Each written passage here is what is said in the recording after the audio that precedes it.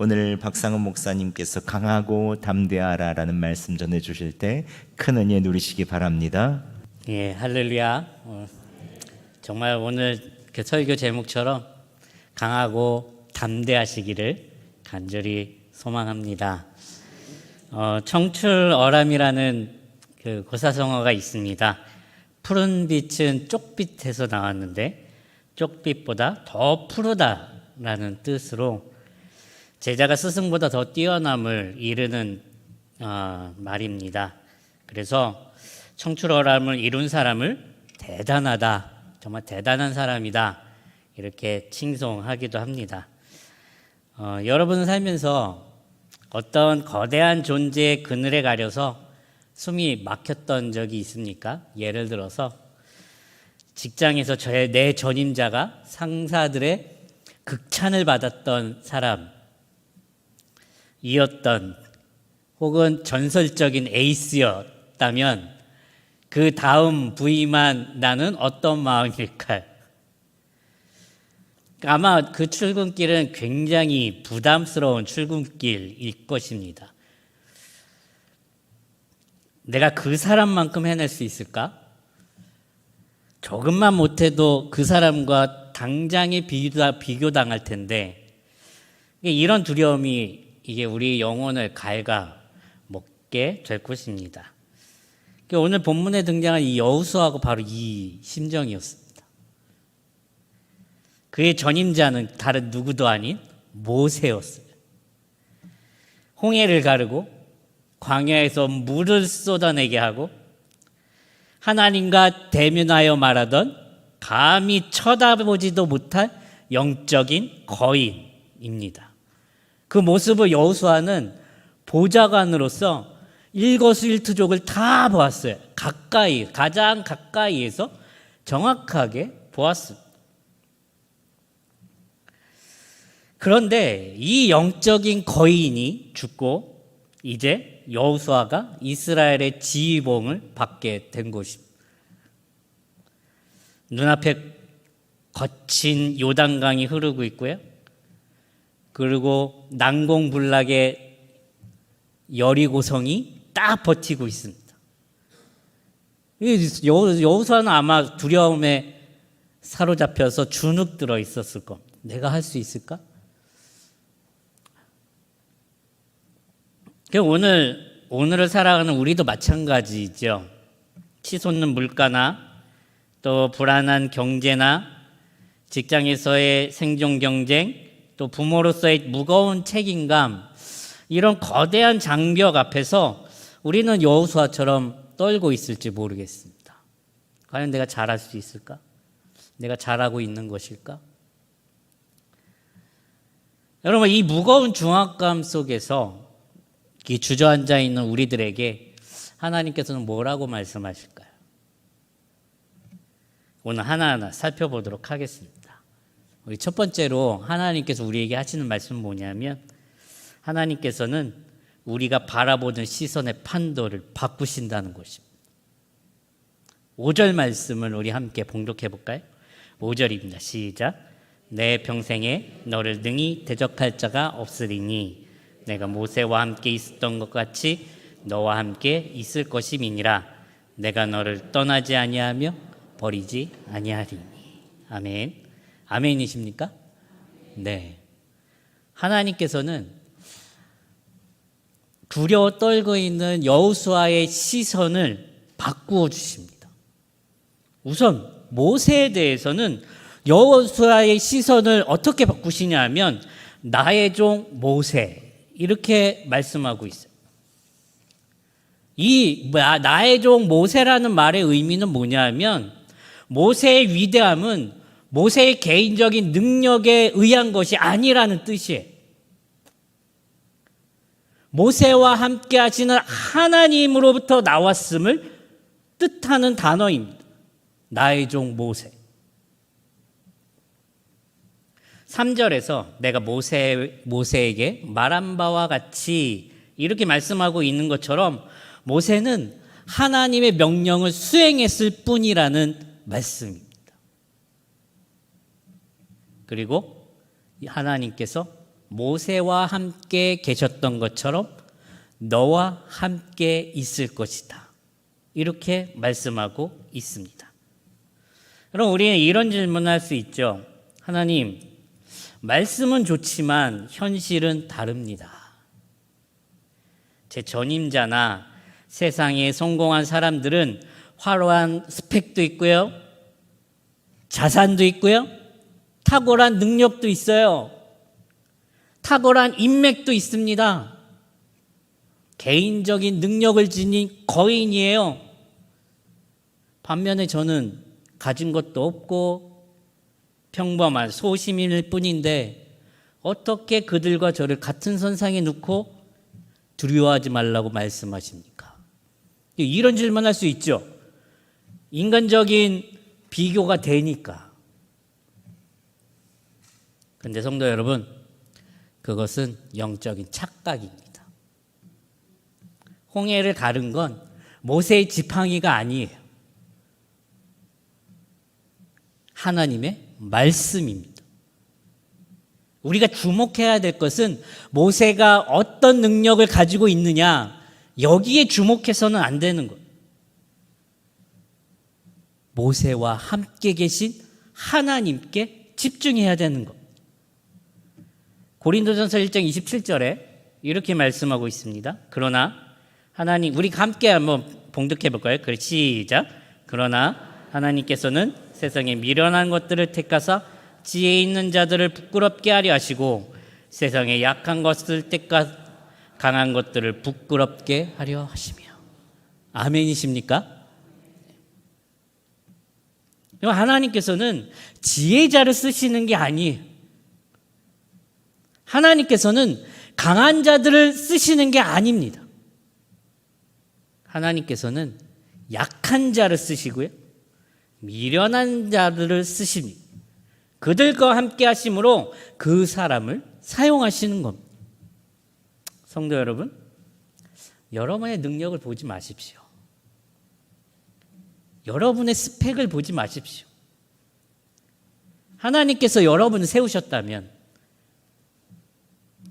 여러분에게 하나님께서 사명을 주셨다면, 하나님께서는 친히 여러분의 능력이 되십니다. 여러분이 할 일은 이것 하나입니다. 나와 함께 하시는 하나님을 믿는 것. 이거 하나뿐입니다. 세상의 거인들을 내 능력으로 이기려 하지 마시고, 내 전임자, 또 내가 보고 있는 그 사람, 내 능력으로 이기려 들지 마시고, 그러면은 너무 힘드니까 그 거인을 대수롭지 않게 여기시는 하나님을 보시기 바랍니다. 그 하나님께 나의 시선을 고정하시는 여러분 되시기를 간절히 축원합니다. 두 번째로요, 하나님께서는 말씀에 대한 순종을 요구하신다는 것입니다. 우리 우선 6절에서 9절 말씀을 보면 이게 어려운 말로 교차 대구 구조라고 말해요. 6절에 강하고 담대하라 있죠. 9절에도 강하고 담대하라 있습니다. 이걸 샌드위치 구조라고도 말해요. 강하고 담대하라, 강하고 담대하라. 그러면 중요한 구절은 어디일까요? 6절과 9절이 아닌 7절과 8절입니다. 그게 가장 중요한 구절이 교차 대구 구조에서 우리 7절과 8절 말씀을 우리 함께 봉독해 보겠습니다. 시작. 오직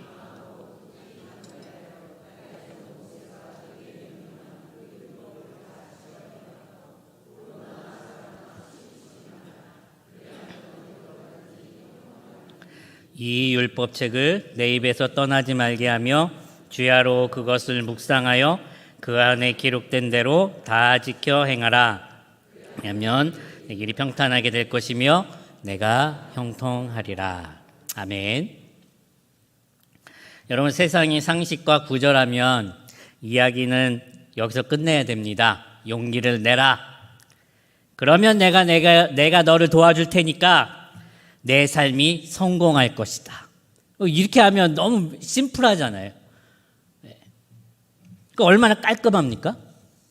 그런데 하나님께서는 이 샌드위치 구조의 중심을 율법책을 내 입에서 떠나지 말게 하며 주야로 그것을 묵상하여 그 안에 기록된 대로 다 지켜 행하라. 그러면 강하고 담대할 수 있다. 이게 교태제구 구조의 줄거리. 여러분, 하나님께서는 이 정교한 문학적 구조를 통해서 여호수아와 이 말씀을 듣는 우리들에게 선포하시는 말씀은 이것입니다. 진짜 담대함과 진짜 평탄함은 인간이 군사력을 키우거나 내 스펙을 쌓거나 내 능력을 보기 좋게 잘 키우거나 하는 데서 오는 것이 아니라 진짜 담대함과 평탄함은 하나님의 말씀을 주야로 묵상할 때 온다는 것. 그 말씀을 순종할 때 얻을 수 있는 결과물이라는 것입니다. 여러분, 여기서 오해하시면 안 되는 게 있습니다. 그게 뭐냐면 하나님의 말씀을 주야로 묵상하고 그 말씀을 순종하는 것은 내가 복을 얻어내기 위해서 내가 행하는 의무가 아니에요. 지불한 대가가 아니라는 말입니다. 내가 하나님으로부터 은혜를 얻어내기 위해서 지불하는 내 대가, 그게 아니라는 말씀입니다. 순종은요, 하나님께서 켜두신 인생 내비게이션이라고 말할 수 있겠습니다. 여러분, 내비게이션에서 흘러나온 정보를 왜 그대로 따라가지요? 그게 그 말을 신뢰하기 때문이지요. 그 말대로 가면 도착지에 정확하게 도착할 거라고 믿기 때문이지요. 그것처럼 하나님을 온전히 신뢰해서 하나님의 말씀대로 살아가는 것. 아, 이 하나님의 말씀대로 가면 정확하게 도착하겠구나. 이런 마음으로 순종하는 것. 우리는 지금 어예기의 챌린지를 하고 있습니다. 어떻게 하면 예수님을 기쁘시게 할 수 있을까? 여러분, 이 챌린지의 기본 정신은 이거예요. 하나님의 말씀에 순종하는 것. 하나님께서 말씀하신 거에 그대로 순종하는 것. 내 소견에 옳은 대로가 아니라 하나님께서 말씀하시는 대로 살아보자는 것. 예수님과 동행하는 운동. 그것이 바로 우리가 담대함과 강함이라는 열매를, 그리고 형통함과 평탄함이라는 열매를 맺을 수 있는 길임을 믿으시기 바랍니다. 여러분, 월요일부터 금요일까지 정말 생존 일터에서 치열하게 살아가시는 여러분이시잖아요. 그런데 순간순간 어예기회를 할 때마다 그 순간을 귀하게 생각하시기 바랍니다. 순간순간 내가 하나님의 말씀대로 살아야겠다는 그 다짐, 그 말씀에 순종해야 되겠다는 그 다짐, 그것을 귀하게 생각하셔야 돼요.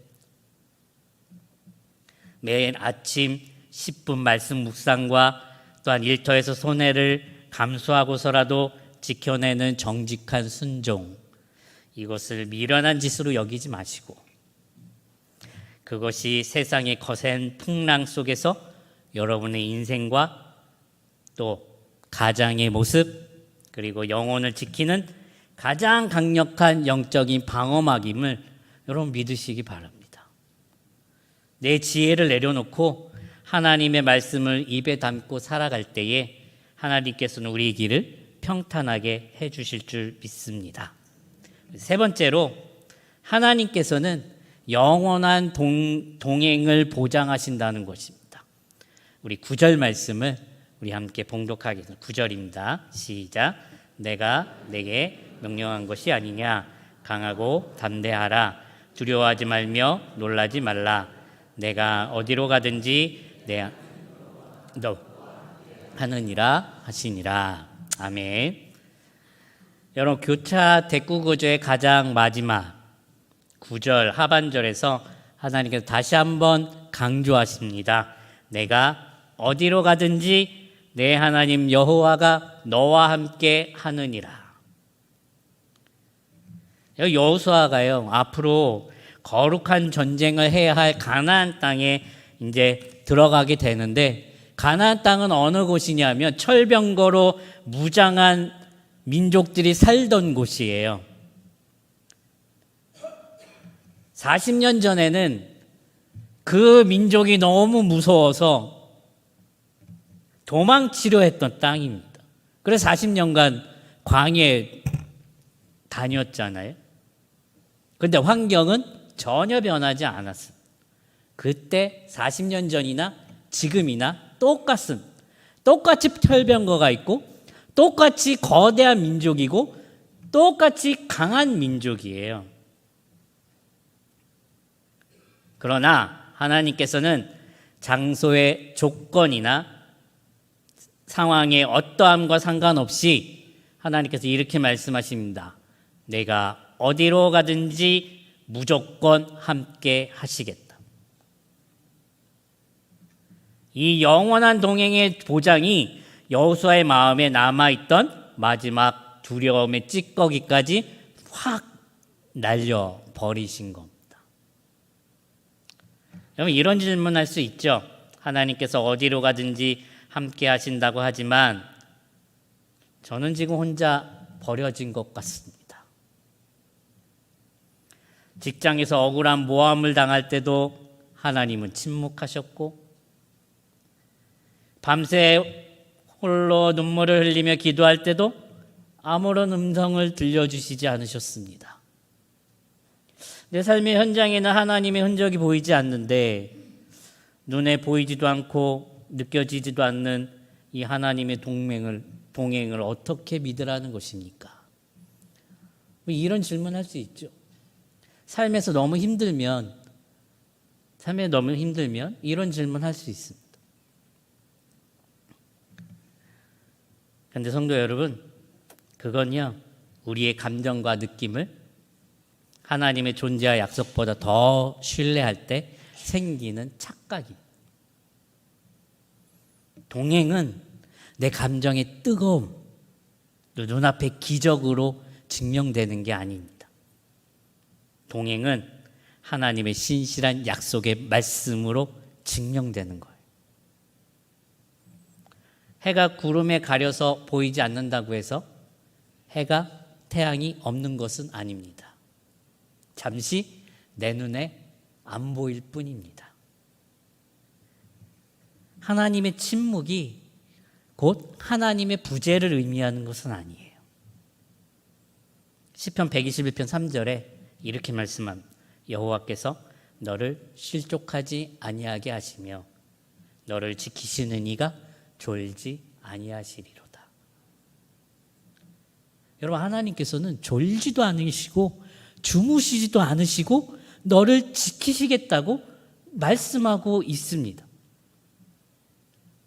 그러니까 내가 가장 외롭다고 느끼는 그 순간, 하나님이 침묵하고 있는 그 고독한 그 순간에도 하나님은 여전히 졸지도 않으시고 주무시지도 않으시고 나를 지키고 계신다는 말씀이에요.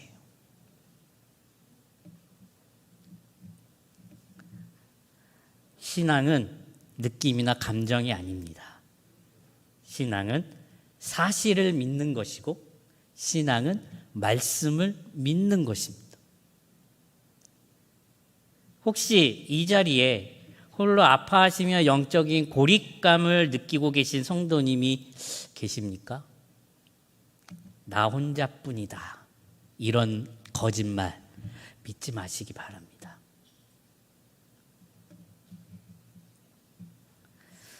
여러분이 홀로 눈물 짓는 그 골방에 혹은 무거운 어깨로 걸어가시는 그 퇴근길, 주님은 함께 동행하고 계십니다. 더 나아가서 낮의 해가 너를 상치 아니하며 밤의 달도 너를 해치지 아니하리로다. 이 말씀처럼 우리를 절대 해치지 못하게, 상하지 못하게 우리를 보호하시는 분이 하나님이시라는 것. 여러분, 내 감정은 느껴지지 않으나 하나님께서는 나와 함께 하시며 또한 나를 지키시는 분이심을 하나님의 말씀을 의지하여 선포하시기 바랍니다. 그렇게 선포하여 나갈 때에 그 다음에 감정은 따라옵니다.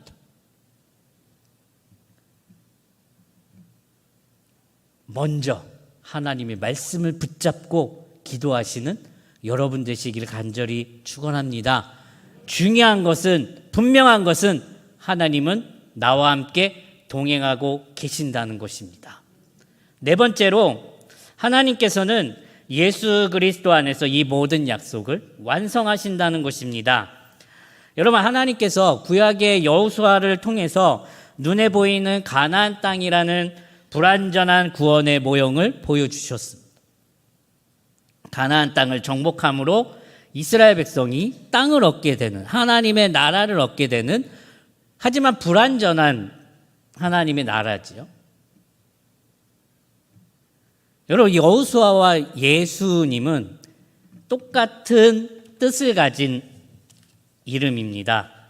여호와는 구원이시다. 이제 하나님께서는 우리를 죄와 사망에서 또 인생의 근본적인 두려움과 절망이라는 거대한 장벽에서 건져내기 위해서 참된 리더이신 예수님을 이 땅에 보내주셨습니다. 예수님께서는 하나님의 말씀에 순종하심으로 십자가를 지셨습니다. 세상 사람들이 보기에 십자가는 패배의 상징입니다. 저주의 상징입니다. 나무에 달린 자마다 저주를 받은 자라고 표현했습니다. 그런데 하나님의 말씀에 순종하여 예수님께서 친히 그 십자가를 지셨습니다. 그리고 더 중요한, 예수님은 부활하셨다는 것. 하나님께서 예수님을 부활하게 하셨습니다. 그래서 세상 끝날까지 우리와 항상 함께 하시겠다는 임마누엘 하나님의 약속을 우리에게 완성시켜 주십니다. 여러분, 세상이 요구하는 거대한 모세의 그늘 아래서 주눅들어 계십니까? 너는 실패자야. 너는 남들보다 뒤처져 있어. 이런 세상적인 정죄감에 시달리고 계십니까? 하나님께서는 우리와 함께 계시기 위해서 보내신 임마누엘 예수 그리스도를 바라보시기 바랍니다. 예수 그리스도는 이미 세상을 이기셨습니다. 그 얘기는 우리도 세상을 이길 수 있다는 뜻입니다. 그리고 예수님을 따르는 우리에게 승리를 주시는 분이십니다. 내일의 일터와 삶의 장벽을 향해서 나아갈 때에 내 힘이 아니라 내 안에 계신 예수님의 이름을 의지하여 나가시는 여러분 되시기를 간절히 축원합니다. 성도 여러분, 오늘 우리는 여호수아의 말씀을 통해서 우리를 짓누르는 세상의 거대한 장벽과 두려움을 깨뜨리시는 하나님의 신실한 약속을 바라보고 계십니다. 우리가 붙잡아야 할 결론은 명확합니다. 첫 번째로, 내 안에 모세라는 우상과 그늘을 지워버리고 우리가 바라보는 시선의 판도를 사람이 아니라 하나님을 보시는, 내 시선을 하나님께로 바꾸시는 여러분 되시기 바랍니다. 내 능력과 스펙에 절망하지 말고 약한 자와 함께 하셔서 친히 능력이 되어주시는 하나님만을 바라보시기 바랍니다. 두 번째로, 하나님께서는 우리에게 공로가 아니라 은혜에 반응하는 순종을 요구하고 계십니다. 주야로 말씀 묵상하고 지켜 행하는 것은 내 힘으로 형통을 따내기 위해서 하는 게 아닙니다. 예, 이렇게 여기시면 안 됩니다. 그것은 우리에게 승리를 주시는 하나님의 은혜를 신뢰하기에 그 말씀대로 쫓아가는 것입니다. 그래서 내 지혜와 소견을 내려놓고 말씀에 우리의 삶을 맡길 때 하나님께서 약속하신 평탄과 형통의 열매를 우리 삶에 풍성하게 맺어 주실 것입니다. 어이얘기에 정말 적극적으로 하십시오. 어이얘기에 때마다 일마다 어이얘기에 어떻게 하면 예수님을 기쁘시게 할 수 있을까 계속해서 하면서 느껴지는 대로 살아가시기 바랍니다. 세 번째로 내 감정과 느낌이 어떠하든지 우리 우편에서 졸지도 않으시고 주무시지도 않으시고 영원히 동행하시는 하나님의 신실하신 이 말씀 팩트를 믿어야 된다는 것입니다. 우리가 홀로 한숨 지는 그 골방, 또 무거운 퇴근길 힘들죠. 어렵죠. 하지만 그때 선포하신 것, 하나님이 나와 함께 하심을 믿습니다. 하나님이 나와 동행하심을 믿습니다. 졸지도 않으시고 주무시지도 않으시고 나를 지키시는 분이심을 믿습니다. 내 안에 평안과 기쁨을 주시옵소서. 힘을 주시옵소서. 기도하시기 바랍니다. 여러분, 이 모든 약속은 십자가에서 세상을 이기시고 부활하셔서 우리 안에서 살아계신 임마누엘 예수 그리스도 안에서 성취되었습니다. 그러므로 내일부터 마주할 세상의 장벽 앞에서 더 이상 주눅들거나 두려워하지 마십시오. 하나님이 여러분과 함께 계십니다. 내 힘이 아닌 내 안에 계신 예수 그리스도의 승리를 의지하여 세상을 향해 강하고 담대하라 선포하며 전진하시는 복된 우리 여수성동교회 모든 성도님들 되시기를 간절히 축원합니다. 기도하겠습니다.